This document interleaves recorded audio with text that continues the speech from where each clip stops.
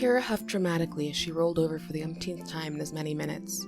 The torch always made it tricky to tell how much longer she had in bed before she was supposed to help with chores. It seemed like that was all she was doing now that her mother was nearly too pregnant to move with the new baby. Maybe that was why she'd been restless lately, or more so than usual anyway. Even between helping at the forge, being up early and down late at night, it felt like some days she could still crawl out of her skin. Almost like she could feel rows and rows of little insects marching up and down her legs, her fingers and toes whispering something she could almost hear, but only ever seemed to feel. It wasn't scary, though, or mostly it wasn't. There'd been that time that boy had made Sage cry and she'd lost her temper, but aside from that, the weirdly buzzy sensation had been gone for almost a day afterwards, and it wasn't very long, but it was enough to let her sleep like a normal person. Now it just made her want to look for fights, which she was sure her mother would hate if she knew, and Kira would never, of course. That wasn't her. Never would be. Still, though, she was just trying to decide what Parter might have to say on the issue, when a blurred silhouette darted across the pale purple light overhead. She sat up instinctively, reaching for her dagger by the bedside, even knowing it would be useless for her purposes, whatever those were. Instead, she saw at the foot of her bed a small, black scorpion. Kira stayed for a second. Insects had never bothered her, not even the stingy kind. She quickly scanned the room for any points of ingress, only thinking it odd later on that she couldn't find any. Turning green eyes back to the scorpion, her senses suddenly alight, she sat forward, intrigued. It was tiny. She could have crushed it in a palm. Unthinking, she offered a few fingers forward, and then her whole hand. The scorpion, which had been so still as to seem almost a toy, scuttled forward several inches and then stopped suddenly as if to regard her. Kira grinned, enraptured, suddenly feeling like a snake charmer. Distantly, she wondered what Parter would say. And later, while she was nursing a nasty sting, she would wonder again at how quickly she seemed to heal and how the whole time the buzz in her skin seemed almost to become a soothing hum instead. This is Pod Against the Machine.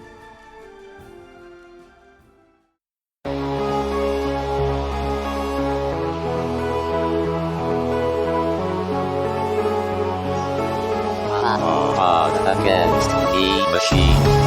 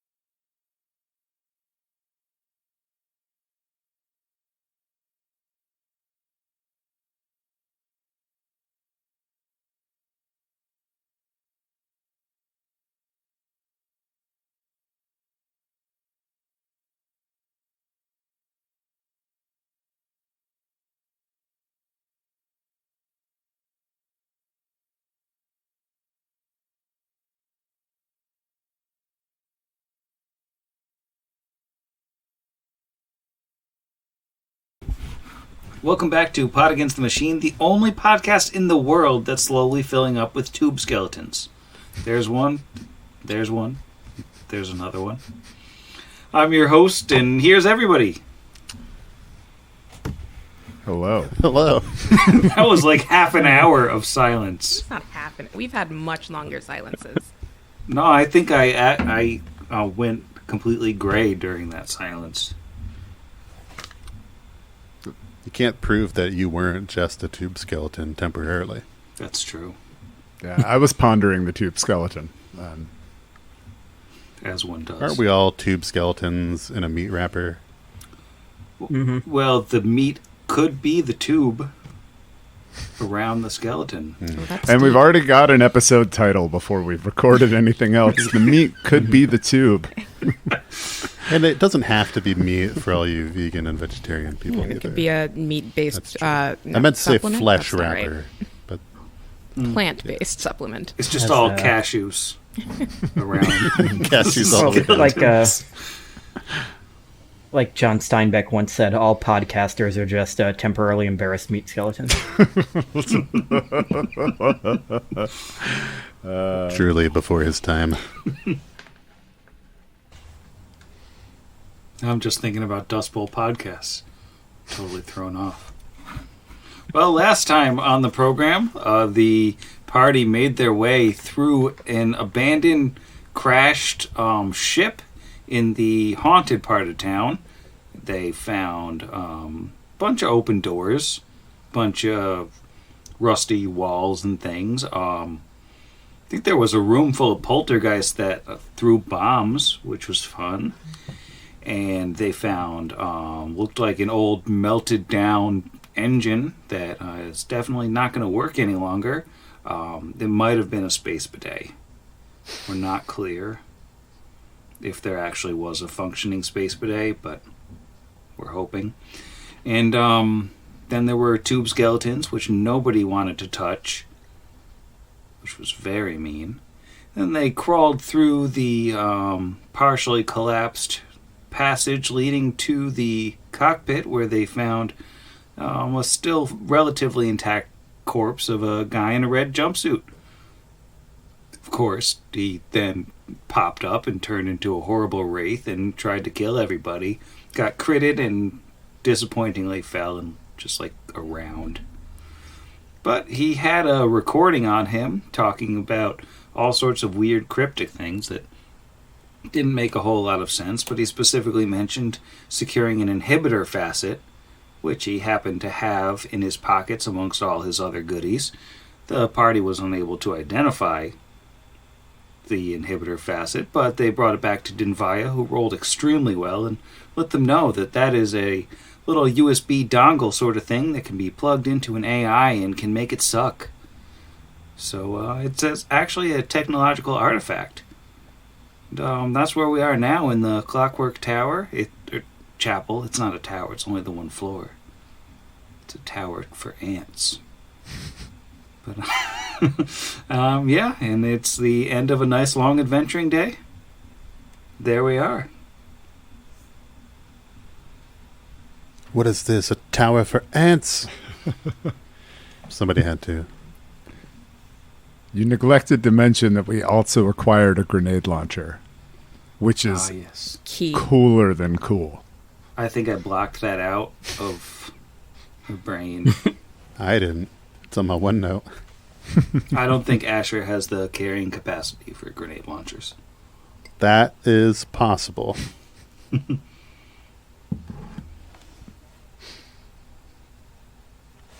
Yeah, I'll just start getting you a little floating disc every day that can just chill between us and just put all your guns on it. So you're saying it's the end of the day right now? We just got back from Ghost Canyon, right? Yeah, I mean, it's not really the end of the day. The only thing you did was go out to the Ghost Canyon, but and that took a good while between searching the ship and the journey there and back. You can certainly press on with more adventuring if you so choose. So I do remember that Asher had asked Dinvaya to prepare Masterwork Transformation for the next morning. So looking forward to that. On the way to enchanting, we are. Yeah, Dinvaya, tomorrow we looks around at the rest of the group. I believe we're attempting Hellion. We appreciated your efforts towards bolstering up big stuff for the preview fight. Is there any way that you could use a bit more magic on us tomorrow? Anything that you could think that could, I don't know, give us an edge, you know? Well, I could provide a magic vestment again. That's the only thing that will last any appreciable time, I think. That would be appreciated. Do you have anything that... go ahead. No, please go ahead. No, it's fine. I was going to make a dumb joke about her not being able to do Jeff's gun. I was going to say, can you provide something that takes the exact same spell slot as make master? Yeah. Cut all that out. I'd be happy to, if she wants the magic vestment, one or a few of us tomorrow. That'd be cool. I don't think Brix would maybe be in the running for that one just because I'm all mage armory and shieldy, but big stuff. Vargas. I don't know. What are you wearing for armor, Jura? What am I wearing for armor? I have a +1 studded leather. Who's got that +1 breastplate on? Kira, maybe? I have I think she's the only one of us that can wear heavy armor, right? Oh, that's a medium. Masterwork chainmail. Ooh. Oh, you... Then we need to at least We get... should probably switch to the breastplate. Yeah. Yeah. Sure. Is the breastplate medium? I thought it was heavy. It's medium? It's medium. It's medium, but the chainmail I think is better armor bonus than the +1 breastplate. Crazy. Oh, because you get your dex bonus. Yeah. I have, no idea how to interpret those numbers, so I'm just guessing here. I take that back. No, I if you stick it on and click it, it'll show you which one is better. Yeah, that's the thing that's always confusing. It's like, this one has a higher base bonus, but this one lets you get your full dex, so if you have a high dex, it's better. It's just so freaking confusing. No, yeah. Unless you're playing like a character that's just like, screw it, put me in heavy armor, I have negative dex, then like it is always that weird balance for rogues in particular and characters with any. So anyway, cutting all of this out. Fun logistics, extra Patreon stuff for our real deep pod. Just Belle and Dora. We'll just send this to her when we're done. Email. So yeah, possibly magic vestment, the upgrade to Asher's gun, kind words and moral support, but just anything really. He looks down at the facet and he looks up and he's like, I thought I had an idea what we were fighting, and I'm becoming less sure every day.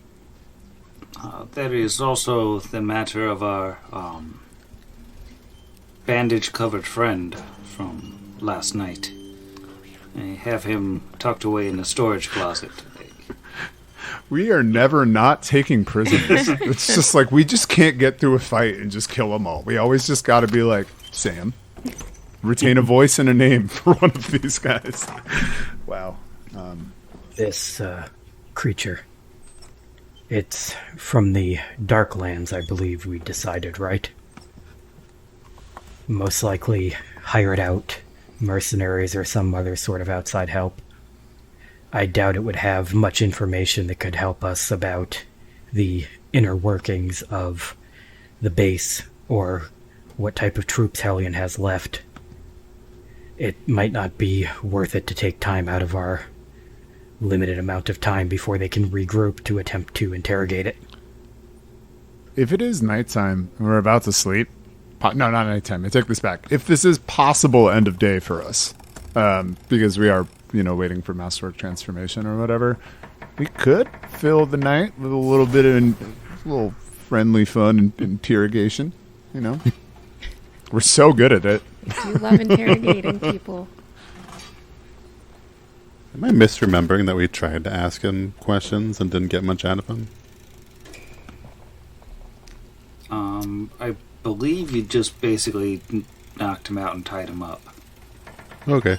Sounds like us.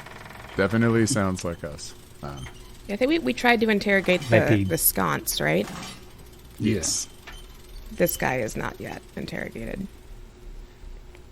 Yeah, I was going to say, you might be blending your memories together of the other dozen people that we've taken prisoner. The other small underground fellow. I know, seriously. Not the other one, but the last one. Not the other one. Asher, you have the most even hand and sensible mind of the four of us. Do you You want to see if they're up to talk? Well, I certainly don't mind giving it a try. Diplomacy sometimes gets us farther than intimidation, I suppose. Although if I fail, I'm certain that Vargas or Kira might be able to convince our as yet unnamed companion. Yeah, you got a party full of ultimatums behind you, but Is the was this the Dark Stalker? It's one of the Dark Creepers. The Stalker Dark Creeper. exploded, yeah. Is the Dark Creeper conscious? Yeah, he's stuffed in a closet, but he's conscious. Okay, I mean, he could be asleep in a closet. Not this guy. I appreciate the ping of the closet on the map. It really helps my immersion. He's escaping. Get him. They're so cute. I love their little proportions. I think they're adorable. It's one of the better They compliments you can give remind somebody. me of the little monster guys from Phantasm.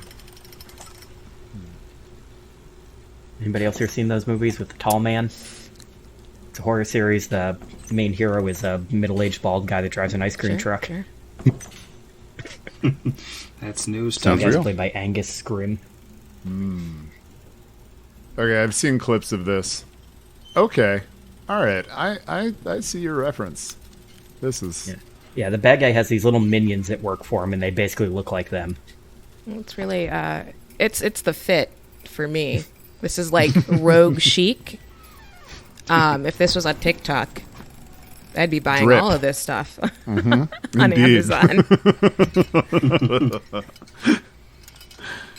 Aren't they filthy though? Aren't they disgusting little creatures? Isn't that the thing they wear tons and tons of wrappings and don't they just wrap on the wrappings?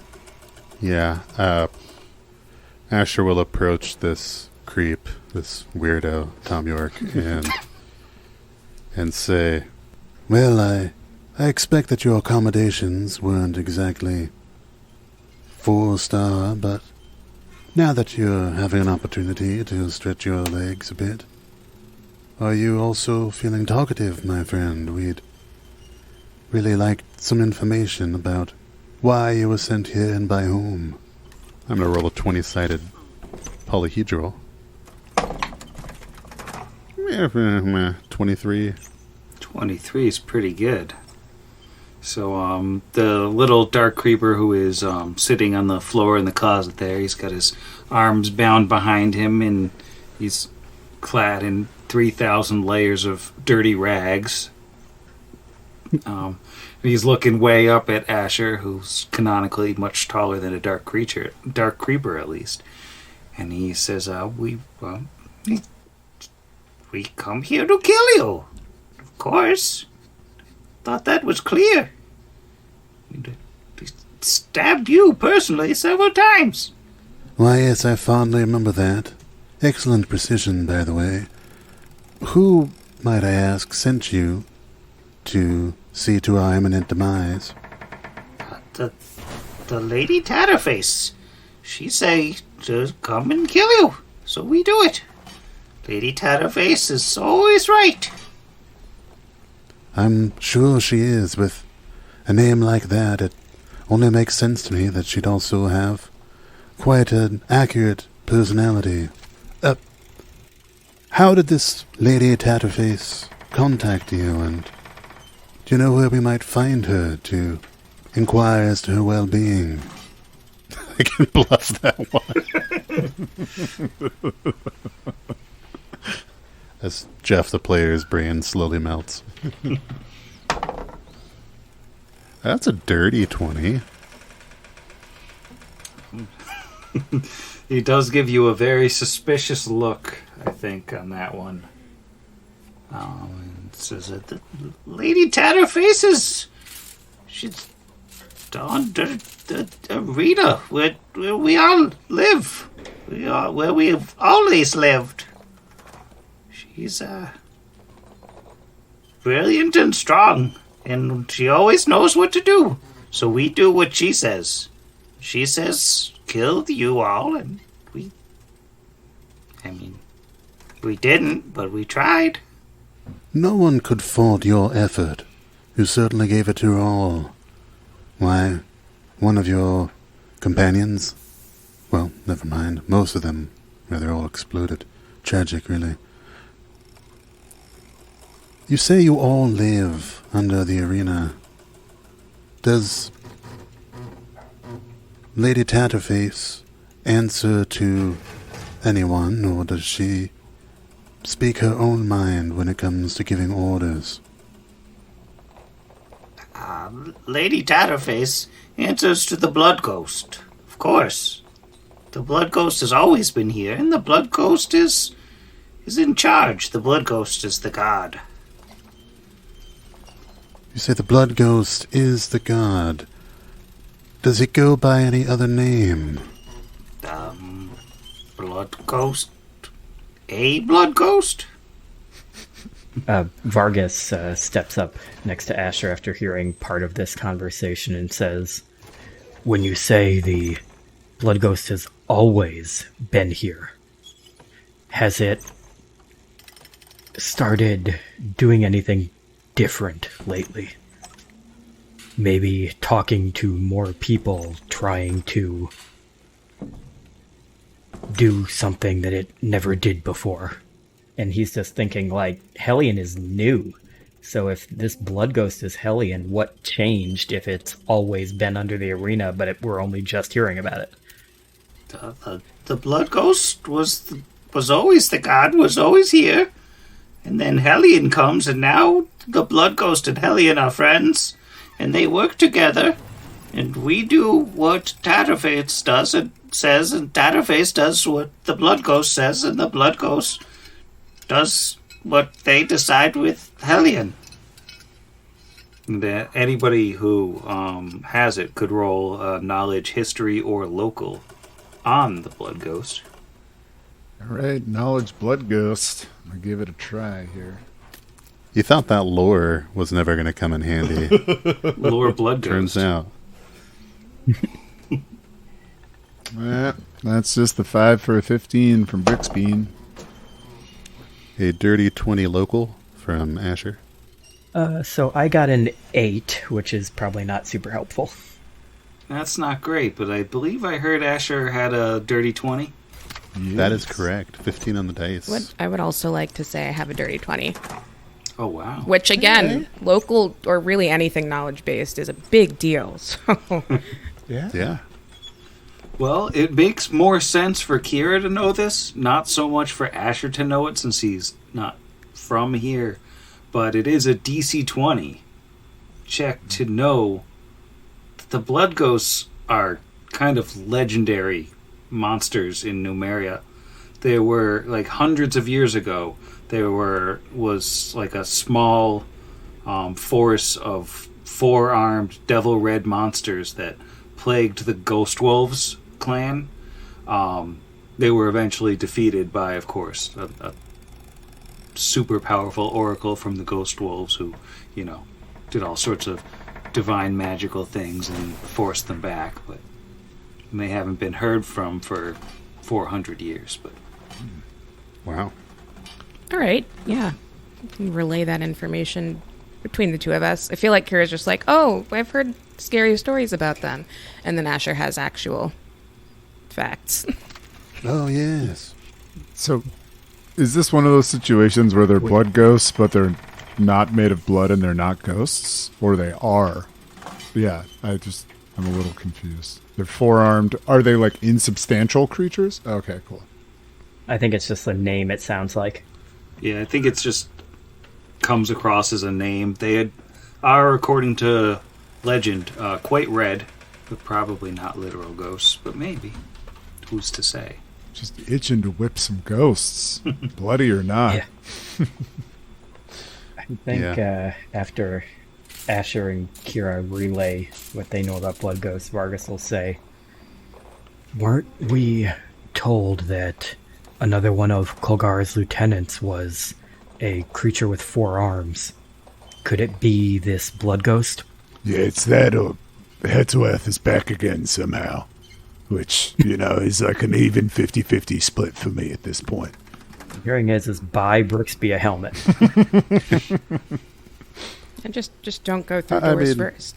No, just I gotta get a decoy face on top of my normal face where they punch. Down here. There you go. Like a horned lizard. Yeah, or that caterpillar that does that. It just like puts its little things onto the top of its head and creates. Oh yeah, when it sheds, it puts the old heads on top. Yeah. Gross. Anyway, nature's fun. Denvaya, Asher will turn to her. Have you heard about whether the other lieutenant that we've yet to encounter for the Lords of Rest, the one with 4 arms of whom we've heard, do we know whether that person's complexion is red? Nothing I know of. I've never seen the being, whatever it is, and I don't know of any humanoid beings with 4 arms, but in this place, it certainly would not be surprised. True. So, my friend, I didn't catch your name. What do you call yourself? I am Yumhook. I was going to guess that. You rather look like a Yumpoke, if I may say so. Yumpoke, were we to visit you and your friends underneath the arena, what's the best route to get there? Are there any traps or anything we should know about? Any passwords or things along that nature? There's only the one way in. Just through the arena, and unless you're very good at digging, you could dig a tunnel, maybe, in from the side or something, but, I think you just have to come in the front door. I see. Anybody else have questions for Yumpoke? What? Brixby just kind of walks up to Asher and does that thing where he looks at him and then gestures Asher to come down so he can whisper in his ear, and he's like, What do you think? Or what will he do if we let him go? He seems rather loyal to this Lady Tatterface and the chain of command. Either he may attempt to fulfill his quest and seek to kill us, or he may return and alert the others that we are coming. Yeah, that's my concern. Yeah, and Vargas would absolutely agree that it's not a good idea to let this guy go until after we raid them, because, he'd either immediately try to kill us again, or he'd go and warn them we were coming. We just, tape him back down to the floor. He's been in a, storage closet, you said? Yeah. Does Denvaya need that space? He doesn't take up too much space. Can we just leave him in your closet for, a minute? Or a mission? I suppose, as long as he doesn't make too much noise. You could try to put a little seat in the junk golem and see if you could get him to drive it. I don't know if that's on the design board or not. But lock the door first. Just in case.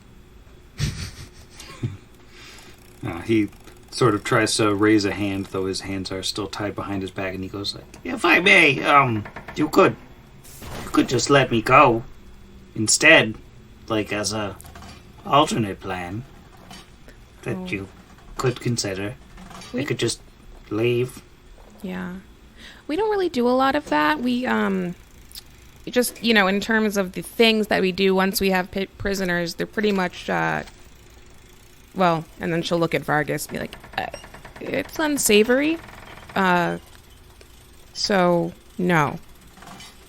Sorry.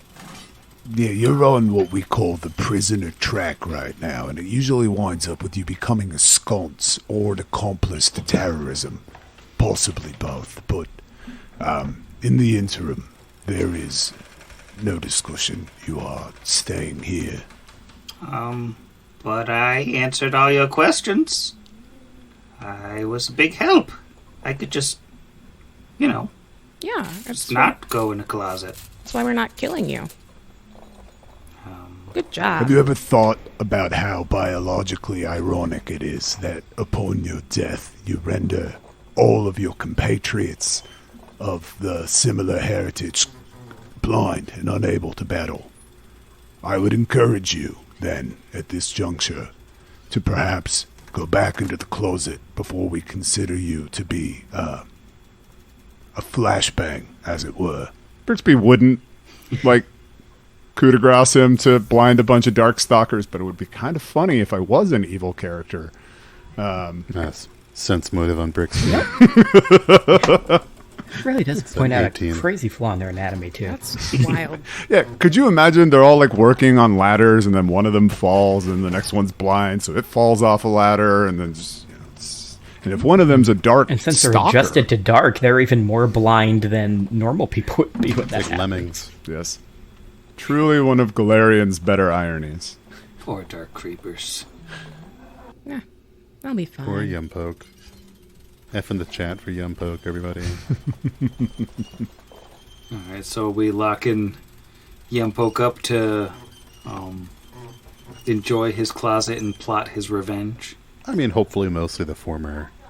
But I think for now, at least keeping him here until after we've completed book 2, for lack of a concise way of putting it. Kira will put a little bowl of water on the floor in the closet. If you're good, then Vile will read you some poems. In character. We have some fine ones in our Discord right now. Thank you so That's very true. much. Our wonderful, creative, active Discord community. Please join us. That mid-episode ad reel. Well, RSG and High, was cranking out the poetry. Truly a collection. Yeah, the Network Against the Machine chat book of Kite's poems. Maybe down the line. All right. Want to stuff this weirdo in a closet and have a bad night and then have a better day? I like it. Sounds like that's the plan. Sounds good. Just wondering what he's doing here. He doesn't belong here. So I believe in another episode, Denvaya said that one of us will eventually get to bed, right? Is this Kira's night? Do we have like a chore wheel? Is this the... Are we in rotation She yet? definitely said she was open to it. I think since you all saved her life the other day, she did agree that one of you could have the bed tonight. So I don't know if you want to do like a roll-off for it or what. Brix would normally go for it, but I think he's a little too freaked out, so he's gonna wait, maybe stay up a little bit later tonight.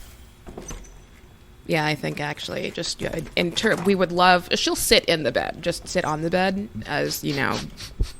We've played Put the chainsaw in the bed and just tuck it. Tuck the chainsaw. Running. There you go. That's true. The glyph of warding that canonically exists. You are right, Jeff. Well, if we are closing the book on this adventuring day, I think as the sun goes down and night creeps in and you're all surrounded by the now familiar ambience of the constantly turning gears and clattering machines of the Clockwork Chapel, I think it's time to go around the table and just check in as we're getting close to something big. It seems like you've got an idea of what you're facing tomorrow, and anybody want to give us some insight into what's going on in your head? So, Brixby, so you mentioned the light is like receding, right? And the dark is just kind of starting to pool. And I imagine it's probably like pooling in between sort of like jagged moving teeth of the gears. And you see this sort of rippling undulation of shadow. And things haven't been right since the receiver array, right? Like throughout the day, it like creeps in, kind of like light around a boarded up window, but in reverse. Like there's this taste of ozone and this like choking, oily dark that just pushed its way through his mind.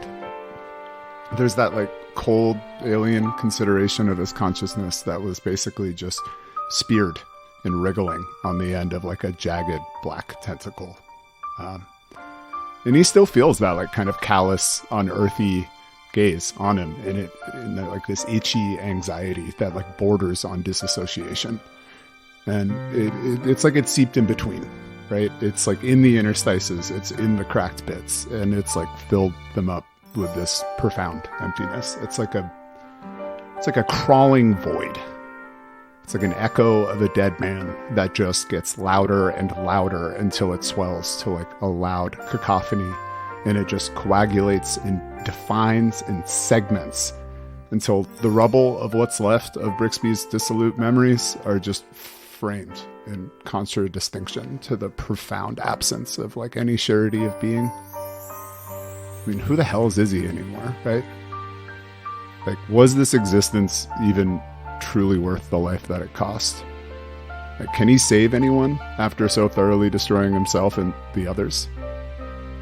Can he exist in like the increments of valiant effort and the misconceptions and lies that he calls home in the minds of his friends and everyone who knows him? I think, God help Numeria if this is the best that these beaten, desperate plains have to offer. And Brixby goes to bed.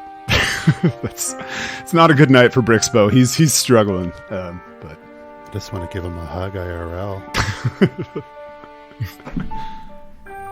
Conversely, ish, Kira's had an exciting couple of days. Was it not even 2 weeks ago? She was just chilling at home, and then the torch went out, and she experienced her first rage cycle, and like almost killed her sister, and ran away from home. And then some strangers came and found her, and they fixed the city, and now she is out on her own, ish, for the first time in her life, the first time that she's ever left Torch in her own memory. And a lot of this is like pretty exciting. She's always had dreams of going on adventures. It's what her mom used to do. It's what she had always planned to do with Parta when they were like old enough. And one way or another, they are out there making it happen. And that's so exciting. But it also comes with these, bizarre realizations that sometimes adventuring is like scary or dangerous or sad. And I think she's still very much in the mind space of like this invulnerability of like childhood, where you're like a kid and the scariest things that exist are like very tangible fake things, like monsters under the bed and bad things happening to your mom and dad. And we've moved past that. This is all past that. This is bad things did happen to her mom and dad, and the monster under the bed is kind of an asshole who exists on the screen, but still wants to destroy her and her friends and her town for these reasons that she can't fathom. And all of this is sort of like not at all the storybook romantic sense that she was thinking when she was like ready to adventure out in the first place. So she's excited, she's scared, she feels a compulsion, a need to like stay with these people that she's met and somehow make herself worth them and her town and becoming with them. So like she has this idea before leaving Scrapwall, which is inevitable. I think at this point she's still very much like we've seen a lot of bad things, we've defeated them all. She has this idea had this idea of wanting to find her biological mother, and has been like almost dreaming of it ever since that fight in the arena. And up till that day, it was like a good sort of hopeful thing. And after that day, the first fight, the one that she lost, the dream sort of changed. And it went from her imagining herself just like ringed in this purple fire, and she can hear the voices of her friends and family around her, to that fire being doused in like mud almost, the color of rust. Like in the opening of, Are You Afraid of the Dark, when they throw the sand out into the thing, except for it's bad. Like, you throw the sand out and it's terrible, it's horrible, and it's just darkness there, and somehow in the outline of the dark there's this hulking figure at the other end of the arena. And every night it gets a little bigger and a little closer, and she's not even sure who it is anymore. These questions are like rushing through her mind, just screaming through her mind in the dizzying blur. It's faster and sharper and scarier than like the teeth of this brand new chainsaw that she's acquired and since put to bed. what if she didn't find her mom? Or what if she did? What if they found her and it was terrible? And what if they found her and it wasn't? What then? Asher, as he's trying to fall asleep, he thinks back to that. It was almost like a haunt when they opened the door and saw the body against the, what I guess is a flight. He wouldn't know, but like the flight controls of this crashed ship. And between that and the audio recording that they listened to, it's as though they experienced the ship's mission ending in failure. And it's a strange feeling to sort of sympathetically absorb the loss that these people seemingly, at least in their own minds, we don't know their intentions. You can't detect evil on the past, but seemed to have good intentions and were making an effort to right something that had escaped, to capture, to put back something where it belongs. And it seems, trying to connect these dots, that what they're about to do tomorrow, there's a chance they could complete that mission. Maybe not. Maybe he'll die trying. And it's not that he's taken their mission as his own, but he feels that stopping Hellion isn't just about Torch or Scrapwall or Numeria or even Galarian. It's starting to creep in his mind that as powerful as Hellion thinks they are, could his aspirations go even farther? Is there something like, if they don't stop Hellion, could Hellion take over more than just the world? I don't know. Asher doesn't know. But he feels a strong conviction to make sure that the worst case scenario doesn't happen. And he thinks back to when he was confident that he was going to die, trying to take down Smiler headquarters. And he told Kira to run. Go away. Save yourself. And he pulls the pin from a grenade. And he just stands there and holds it to ensure that his friends could get away. And it was really close. Marrow's kind of parting shot took him within, the equivalent of what it feels like to be single-digit HP from permadeath. In biological terms. He felt really messed up.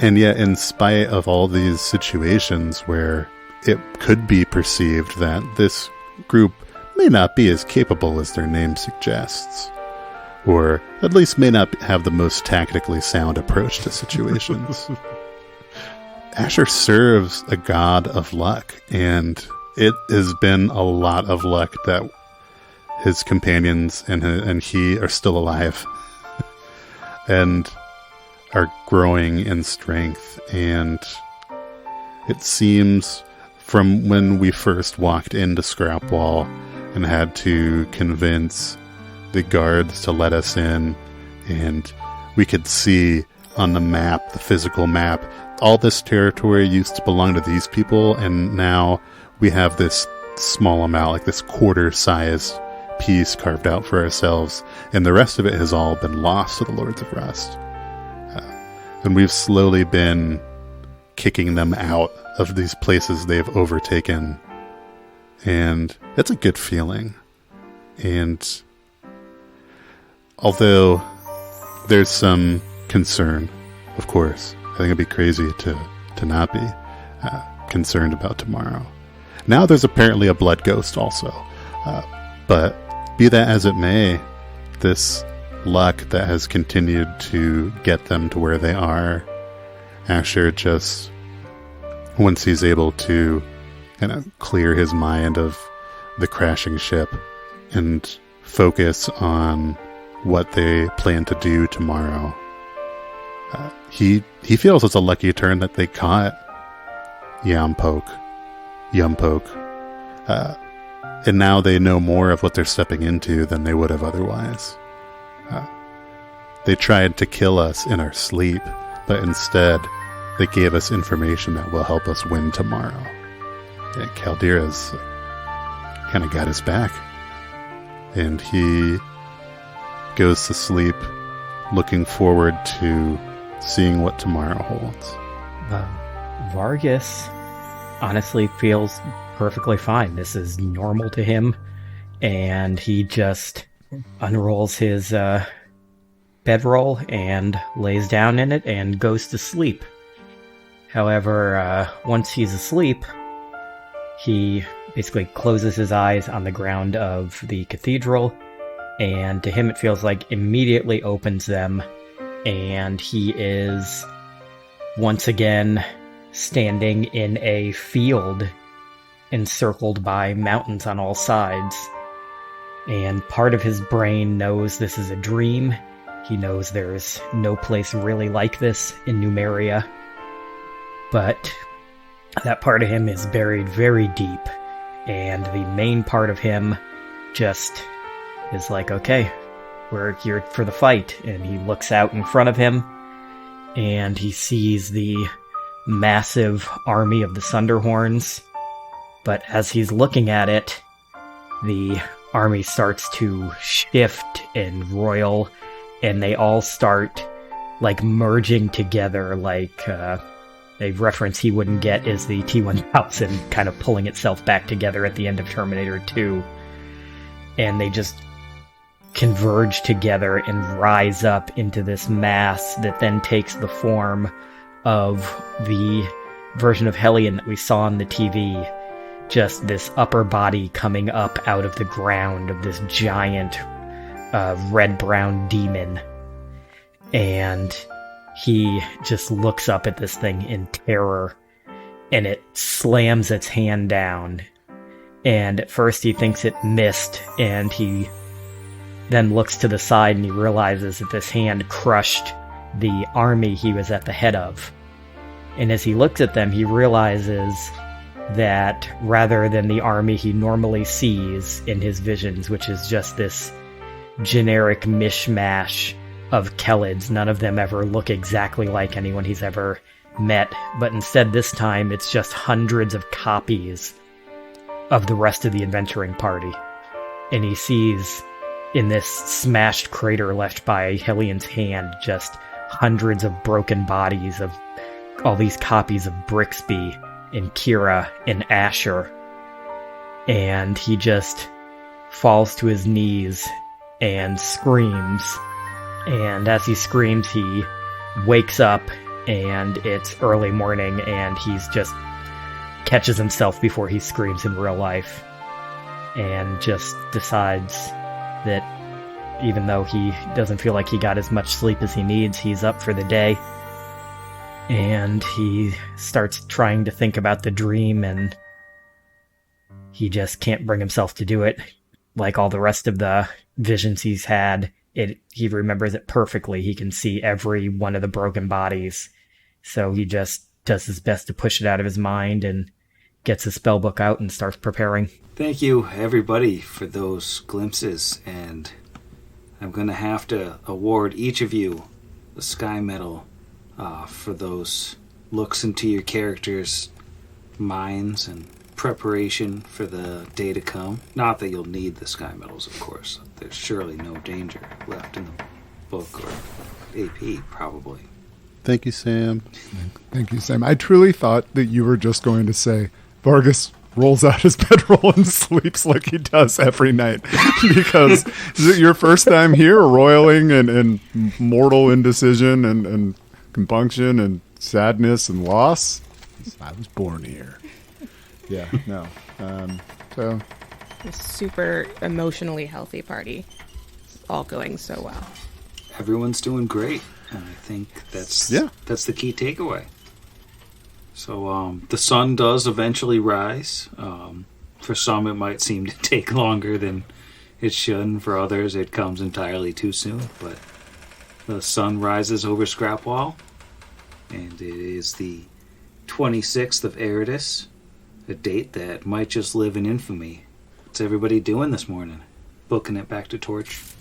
I think getting Masterwork Transformation cast on the gun, son. Go and shake her awake. Good morning, Denvaya. The gun is pointed barrel right into her face. Just if He just like slips the handle into her hand. And, you can lay there if that's most comfortable for you. The verbal and somatic components, etc. If only I had knowledge nature, he would try to emulate a chicken. To be like the rooster crowing. As I just will need about an hour to work on this, and you will, of course, pay for the material components required. Absolutely. We'll take it out of the LLC. That's what I'm calling the group fund now. That makes sense. That probably won't last. It seems very professional that way. Yes. While you're doing that, I'll work on repairing one of these other broken pistols. I do have so many. I assume the gun that Asher is giving her is his original pistol, not one. It is. Not one of the ones he's found on the various corpses and prisoners. Yes, that is correct. He will trust her with his own gunslinger's battered pistol on its last moments of being battered to be breaded and deep fried. And she takes off with it. She just runs right out the front door. She's gone.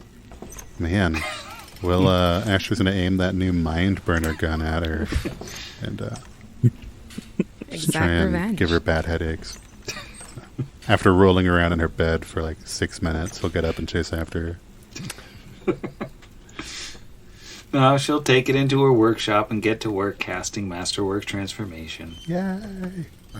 Brixby's going to grab Marrow's book, gross thing that it is, and walk over to Vargas, put it down on the ground, and say, Do you know what you're preparing today?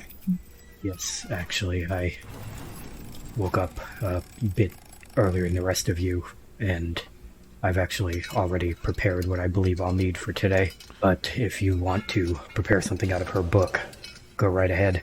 I'll also allow you to look over mine again if you want to. Yeah, I think I might. There was one in here I might add on today. It's hard to tell. Magic in here makes me uncomfortable, but some of it might be useful. with that, I'll give you one. Just one. He prepares the parting shot that Jeff had discussed. For the first time, he prepares Lightning Bolt. Ooh, That's a fun one. nice. I was actually thinking of the Scorching Ray that she tossed specifically at Asher before she left. But Don't you worry. I got a wand full of Scorchy Doodles, as we have canonically named them. Lightning Bolt, though. Chef kiss. Mm-hmm. Lightning Bolt. It's a little LARP humor. Yeah, there's a strong discussion going on in Roll20 about what to attach the gravity clip to. And if you're at home saying the chainsaw, then you have joined the chorus of everybody else on the That's what the chat said too. If you want to trade, Asher could give you the light hammer. It does a D4 instead. And trade you could take the chainsaw. Yeah. Oh, gosh, no. That was Asher's not asking. That's just No, Jeff being I just, silly. it's just, no. Like, and I recognize joking, but no. Asher just has so few weapons, though. That's true. It'd be fun to, like, I could just tie it on to a single little tooth and let it do a thing. That'd be fun. Just fling it around. My 9-year-old had the thought of it. Could you tape it to the end of the hammer? It's like, that's a really good Super idea. hammer. All right, any other prep for the day, or are we ready to roll out? Yeah, unless Denvaya's got like a bunch of scrolls of daylight or something, which is the only thing that Brixby is just like, oh God, we don't have this. This is a little meta table talk, but like Man, that Dark Creeper battle really showed us one of our blind spots. No pun intended. Like, hey, but really, I'm terrified. So, I guess if we are expecting to fight more of them, potentially, we could always swing by old Julie on the way. does she have like a permanent place, or is it like Burning Man? She just like crawls out of a hole and sells scrolls and then just goes back to it. I think that's mostly a night market thing. Most of the time she's probably off doing her own scavenging somewhere, so you don't necessarily know where to find her. Well, we also don't know if she's just standing there unaware of the fact that there isn't always a night market. She is the night market. Y'all want to go kill a god? Yes, please. Well, if he's evil, certainly. Absolutely. Well, he's a jerk at least, which, God has to count for something. All right, have fun storming the arena. Jinvaya, can I talk to you for a second? Of course. And he walks a little bit away from the group, and it's just like, If we don't make it out, Red Tooth, she's got explosives. I want you to just bury it. I mean, make sure we're dead. Please make sure we're dead. But, I mean, if we do not come back, I want you to bury it. You want to set a specific time limit, or should I just wing it? If we're not back in 2 days. All right. Believe Maybe I can do 3, that. and just to be on the safe side. No, it's We're 2. not It's back locked in in. 3 days. I'm already locked Yeah, into no. 2. I can't Well- change my schedule now. In 3 days, I have a hair appointment. Are you counting for the Well, then what about holiday? 4? Yeah, let's, I think, just Yeah, it was 3 business days. It was it's just a long weekend right now. And do you even celebrate Arbor Day here if you don't have trees? That's an interesting question. We'll have to consult the... I don't know who would even be the authority on that. Perhaps try rolling a knowledge local. yeah, I'd like to think that there's one of the gangs maintains a community calendar. It's the Parks and Rec group. There's one person who's a... Unfortunately, it was Marrow, so No, there's just one person out there who's appointed themselves the Scrapwall Registrar / town clerk. And And they make daily announcements. Today is Arbor Day. fortunately, that person was the one that Brooksby killed, and they tried to run Damn it, away at the end of the Brooks. Kogara fight. That is true. Yeah, he had the run of a notary, and that was my first inclination. He needed to die. Yeah. All right. No, we are a very pro-notary podcast, despite the We love opinions notaries. of our characters. Notaries, math majors, we love them all. Various generations coming together. Yeah, Come on. we're a multi-generational pro-notary podcast. The only multi-generational. Really our vibe. Yeah. Come to our Discord. It's a safe space. We know what Sam's opening line for the next episode Yeah, you is. can The have only that one. multi-generational notary-friendly podcast. We're the only openly multi-generational pro-notary. A lot of people will hide it, There's Well- a stigma in being pro notary these days, but not us. most people are afraid of the sort of anti-embossing community. Oh, Anti-embossing agenda. yeah. I've every got year. a strong lobby. I mean, it's, yeah. Yeah, big So- watermark, I think, is always have to get them. I always like to imagine in moments like this, Jinvaya's just looking on as our disembodied voices echo from the sky with some dumb stuff. Just watching the Doing it nonsense again. and shaking your head. Now, was that tomorrow or day after? 3 No, business 3 days. days. 3 days. Oh, you're gone. 20th of Eridus. She's forgotten, and she's just going to blow you all up later today. Yeah, we'll call it tonight. I might as well just do it now. Get ahead of things. So let me just pop you onto a different map as you make your way across Scrapwall back to the Scrapmaster's Arena. That familiar place. And it is. As we're getting there, is Kilgara's head still up at Jimmy Fame's booth? No, it's gone. He's going to do something really cinematic. But instead, as we enter the arena, you see Vargas concentrate for a moment, and out of the ground around him, just all these bits of bone burrow out and start floating around him. You're not the only one with a defending bone. I was definitely going to pull the teeth out of Kilgara for that spell, but she's gone, so... Yeah, Malachi pulled that one out on us, right? Yeah. R.I.P. Understudy. Hit myself with the normal bufferooskies of mage armor and shield as I arrive. They roll up to the building. And as is the canonical standard, Kira sees Brixby do the shield. Just, does the thing, and then I couldn't help but notice that it appears as though we have an adoring fan base awaiting us 200 feet away on the opposite side of the arena. Oh god, I didn't scroll all the way over there. Oh, yeah, you have to zoom out to 40% or less. You might be able to see from a long, long distance. There are a few people perched up on Hellskarg's kind of redoubt up there. You know, I've never asked this, but they're very far away. What the heck made those tire marks? I never got to break out the chariot. The chariot. Yeah. Oh, okay. Yeah, duh. I forgot. But it seems like a really inefficient way to fight. Yeah. It's just the Run in dawning of the circles. age of the chariot. Oh. I get that Especially because it's being pulled by people, right? It's like the ogres are pulling it. It's not even like a horse. Yeah. I will say, is it obvious to Asher and us, like, these people are just there. They're not trying to hide. And they're kind of crouched down.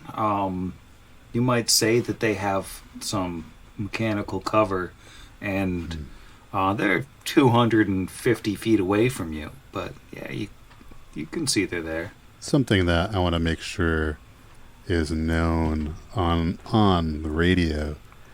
Asher loaded that grenade launcher. There are some grenades in there, and that 100-foot range could come in handy. Oh, yeah. Wow, it's almost as if they're just there in grenade formation. beautiful. I had that thought. I would have kept that thought to myself until we had moved 100 feet closer. Well, they didn't hear that thought. They're too far away. No. And Sam wouldn't metagame like that. That'd He's just a be professional. dirty tactics. Well, they know all about the grenade launcher. They've been thinking about that one.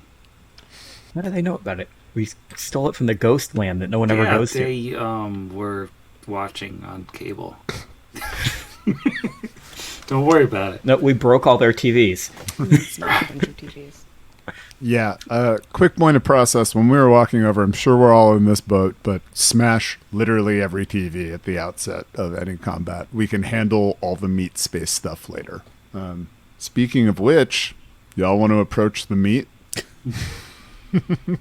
Trying to give that last episode title a run for its money. Yep. Oh, boy. This one's just going to have a Yes. chain of titles. Let's approach the meat, Asher says, with a look of confusion and some disgust. A look of, Brixby, do you really think of all people on such harsh terms? I mean, I don't know. My dad used to say that man is just a pile of misery and meat.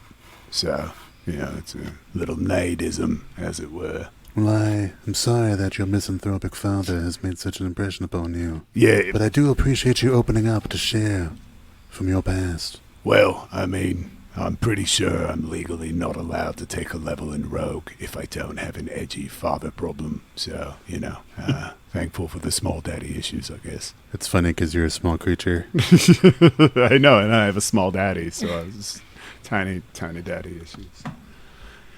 Okay. Small daddy approach the meat. Let's go. small daddies with big bad daddy points. Slowly walking towards the meat. Just inching our way up there. Yeah, where are we at? distance right now. What's the old distance looking like? That is 190 square feet. So we should have got a chariot. I feel like them making us walk this whole way, it's really hard to keep up a badass gait for like 180 feet. Well, this is why they have that whole intro scene in, the Hunger Games. Alicia Keys wrote a song for that. We should have had Alicia Keys write a song for us. There's still time before this goes to air. All right. Well, since Brixby is creeping out ahead of the crowd, as he hits about 160 feet from the platform where all the acolytes of Hellion are, he is all of a sudden just gonna get a rain of crossbow bolts at him, as each one of them fires. Now they're super good at this. So 14 to hit on the first one. That's a nope. How about 8 to hit? That would be a critical fail if this was 2E. How about a 5? And a 1, not natural. Oh, but a 16 to hit. Does that? Just add 7 Wait, to it. not natural? Wait, natural 16? So do these guys have a negative to their... Well, range increment, I assume. Yeah, they're outside the first range increment for the range increment, yeah. But if you'd like to roll for initiative, now that you've been thoroughly surprised by these fellows who you had no idea they were there.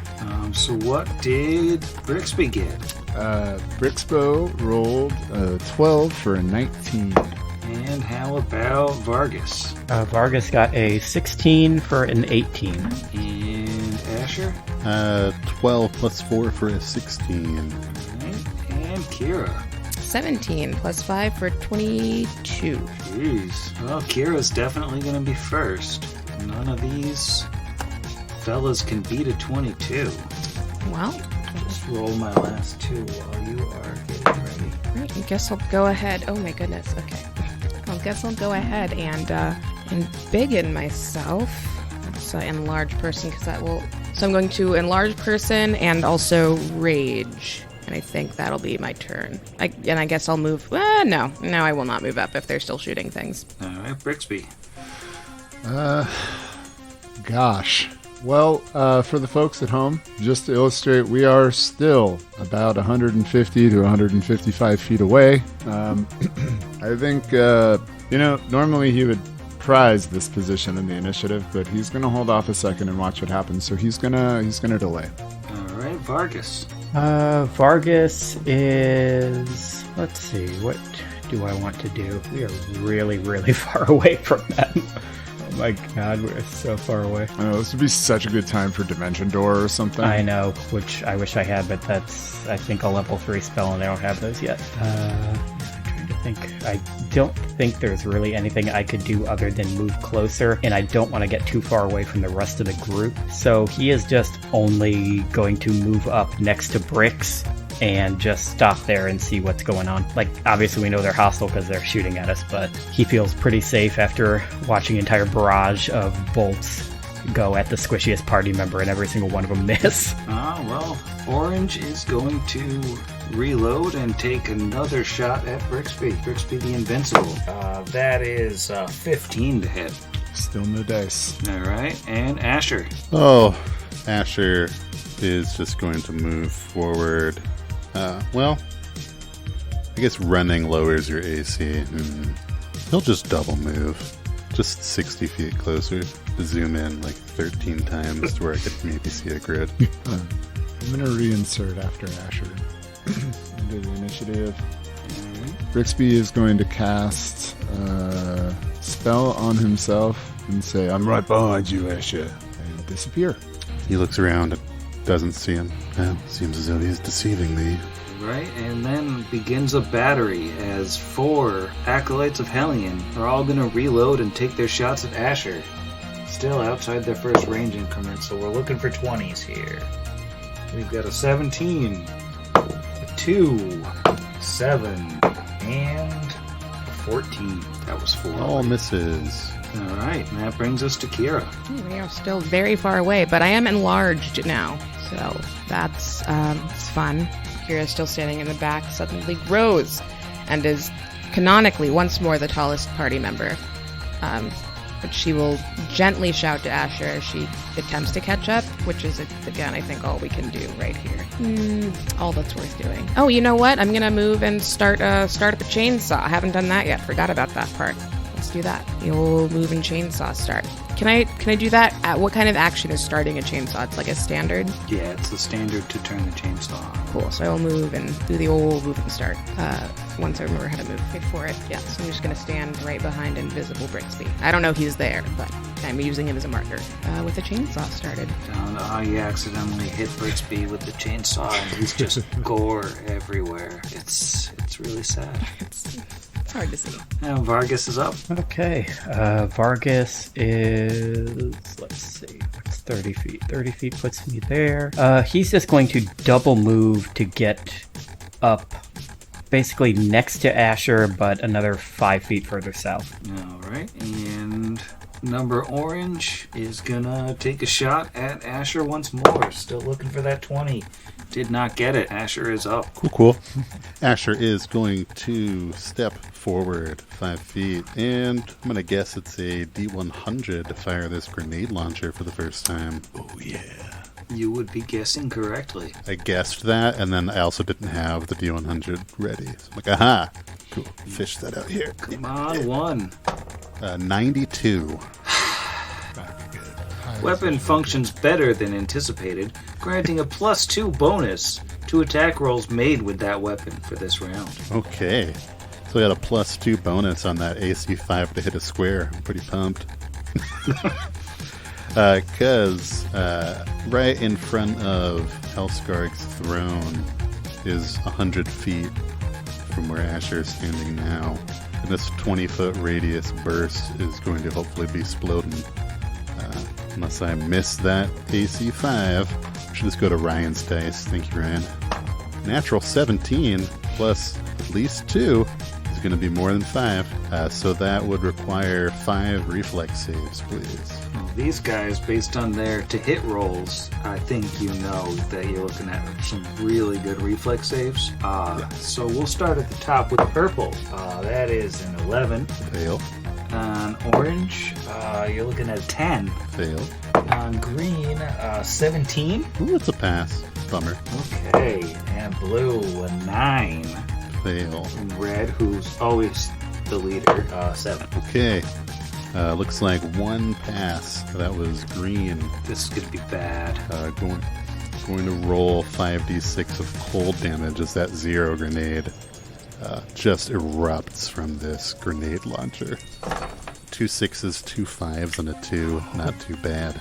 That is 24 points of cold damage to 4 of them, and only 12 to green. Asher single-handedly blows up 4 acolytes of Hellion in 1 shot, and the last remaining and gets another sky medal for that, right? The last remaining one doesn't points. look great. Asher's So much grit. grit cloud flies around him like he's just gone Super Saiyan. It's just floating up into the air as these bodies just tumble off of Helskarg's mountain, whatever you want to call it. And yeah, you can take a sky medal for that absurd 4 kills in 1 shot. Okay, and Asher, unaware of the sky medal, will look back to his party with his big dopey grin and be like, "That was amazing." Yeah, mate, that was an ice shot. Right? It's Brixby's turn. Free action. I'll give you until I get over there to give up. And then he's going to double move. As threatening as an invisible rat person can be. That's going to be my turn. I don't know where you are! I don't know how much time that is! He's gonna go 5, 10, 15, 20, 25, hop down 30, 35, 40, and run into the hallway there. And, Did the falling damage take him out from the hop? no, he just hopped down a cool 10 little feet hop. there. No problem. And that takes us to Kira. Yeah, I guess we'll also double move. Let's see. Yeah, no, we're gonna, that feels like the right idea. Just a little past Brixby. And as she's jogging past Asher, she's like, I like your new thing! That's really cool. Thank you. That's me. All right, Vargas. Vargas is just going to... he's going to single move up to get next to Kira, and I think he's just going to stay that far. I can double move and kind of take the lead, but I don't want to split our group up too much in case these guys are trying to lure us into something. So that will be his action. All right, Asher. Yep, just double move. He'll trudge on ahead. And Brixby once more. Brixby, I mean, eventually I'm going to fall behind, double moving against everybody's double move, so I'm going to run. Real quick aside, does running actually reduce your AC? I thought charging does, but I didn't know if running did. Running leaves you flat-footed. That's what it is. Cool. Well, doesn't matter. That is where I'm going to be. So, Brixby's like, I'm on my way! And then leaves. It's not his voice normally, but that's his running voice. Makes sense. He's a little out of breath. All right, and the Acolyte of Hellion rushes back farther into the back there. Kira's up. Okay, feel like I should take some sort of handicap. You are entangled. Yeah, I'm gonna keep moving. Just fall after everybody gets it. There'll just be another double move. Should have paid more attention to where everyone else stopped. Is it right behind Bricks again? Great. I'm gonna slide right up behind Bricks and call it a day. Yep, that's still everything. All right, Vargas. He is actually finally going to double move to stay even with Giant Kira. And Asher. He is going to stay put now. He's going to also double move. And then Brixby's going to triple move. He could. I was actually literally just looking at that on my hide from others, but no, he's just going to double move. He doesn't need to be in the front anymore. So, well, something happens that you can't see, and it's Kira's turn again. Okay, cat free, ready to make a move. That is probably just another double move. Yeah, I'm following everyone else. Let me shimmy in over there. How far is this? I don't think it will take me off the map. It will. Stairs. We just had a discussion about stairs, so they probably missed. No, that's normal speed on stairs. No problem. yeah, you're not a wolf or anything. Okay, so I'm going to double move to the bottom of that second set of stairs. You're like a big old cork in the hallway. You're so huge. Now no one else can get through. Vargas is up. Vargas is going to mix things up and double move to stay close to Big Kira. Asher. Against the machine. Single most exciting end to episode and a fight of all time. Something happens that you don't see. And you're out of initiative because there's no more enemies on the map. I'm gonna go ahead. That was too easy. Pot Against the Machine is property of its creators, all rights reserved. Pathfinder and the Elder Gods Adventure has the properties of Paizo Publishing. Heart is in Please visit them at Paizo.com for more information. Theme Against the Machine, written and performed by our own Zach. Please consult the show notes for additional music and sound effect lists and more information. Good night, Sam. Good night, Armor.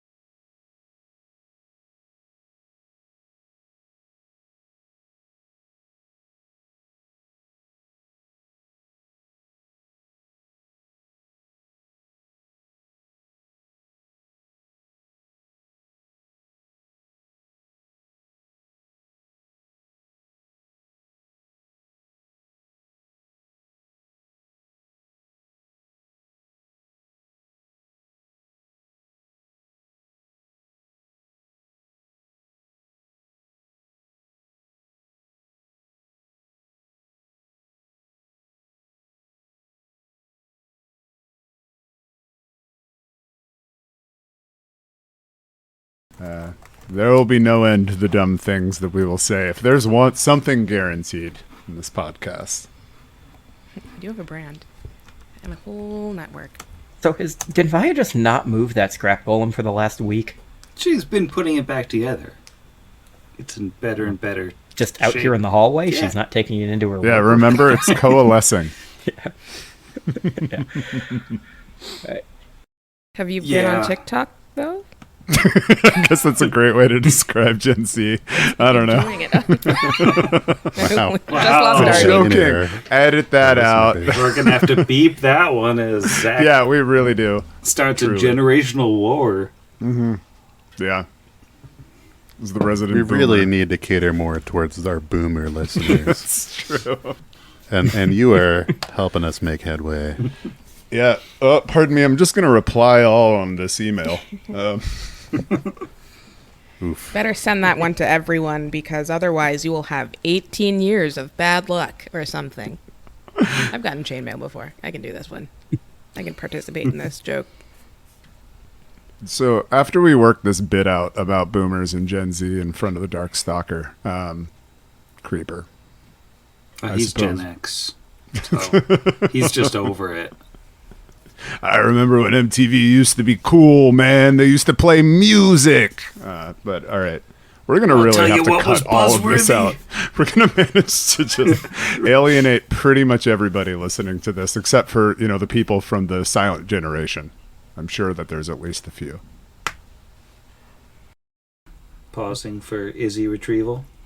I used to use an external audio card for DJing, and if someone would hit that that very terribly soldered USB jack in the back, it could just skip, crash the program, and everything was quiet for 30 seconds to reboot, which is really good. That's what people who are having a good time like. Oh, yeah. It's that moment of silence to kind of decompress and then get back to the bumping. Yeah. That's what I think happens at clubs. I've never been.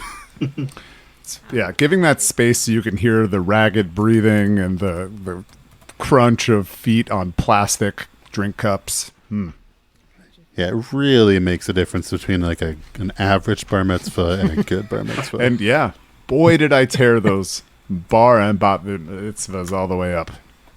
So much so that even trying to say the word puts me into a small C's. It was a true I'm mitzvah. so sorry. Shifted the picture on my wall, even though I felt like I clapped quietly. Thunderous, bringing Did you have together your of hands on your desk when you did it? Like yeah, I your had elbows? my elbows on the desk. Yeah, the vibration. But the desk isn't touching the wall. Touching the ground, and the ground's touching the wall. It's illegal. I know because I've almost knocked my clock off the wall multiple times by hitting something on my desk, even though mine doesn't touch the wall. Man, y'all are beefy So podcasters just out here destroying your houses with claps. Yeah. Just deadlifting PA monitors. I'm just bad at hanging things is my problem.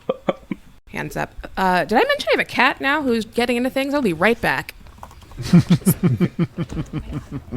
Meanwhile, Sam and I both know that we're no more than 15 minutes-ish from taking an actual between episodes break. Yeah, I don't know what's going on. Well, yeah, the cat ain't gonna wait for that. No, the cat for sure. Cats never wait. I gave her 4 treats. I feel like this is reinforcing negative behavior, like they told me to not do, but... That is, and we're cutting all of this out because Yep. there will never be a We're an wince of politics on this intergenerational- podcast. No, this is the episode where we blow it all up. The episode where we divide our fan base between rabid, anti-bipartisan folks, notaries, Gen Z rag-loving drippers. I don't even know if they call themselves that. I just made that word up. Rag loving drip. No, what's that That mean? sounds so angry.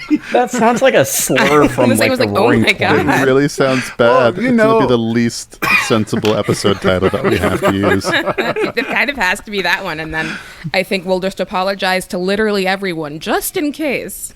I mean, don't know just the who's Gen that. Z, they put it on and they're like, The it's problem drip. is you'll have to find a way to work that phrase into somewhere else in the pod because we're cutting this entire section. Yeah, well, we'll just copy that and then paste it in at certain space intervals.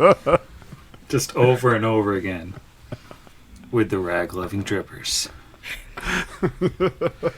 Yeah, it couldn't sounds help like a but terrible notice. old-timey band that would be spanging downtown. Sorry. Yeah. boop. It Is just that a popped on the biplane? screen so you could see it.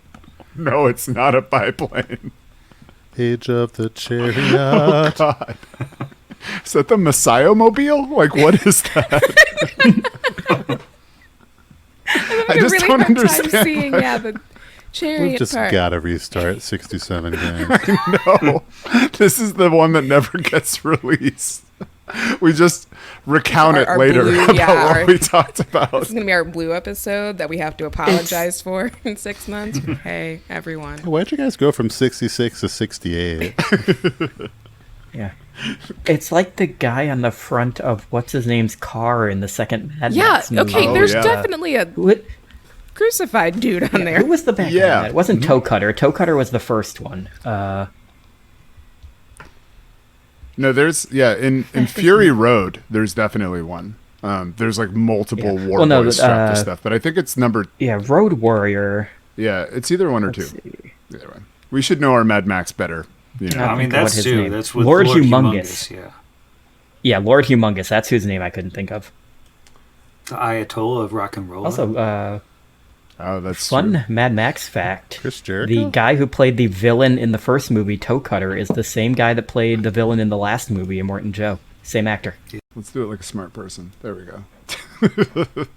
What are you doing? It's not me. I clearly can't use Roll20 at all, let alone make beautiful parallelogram designs. Asher is going to get ready to roll a D roll.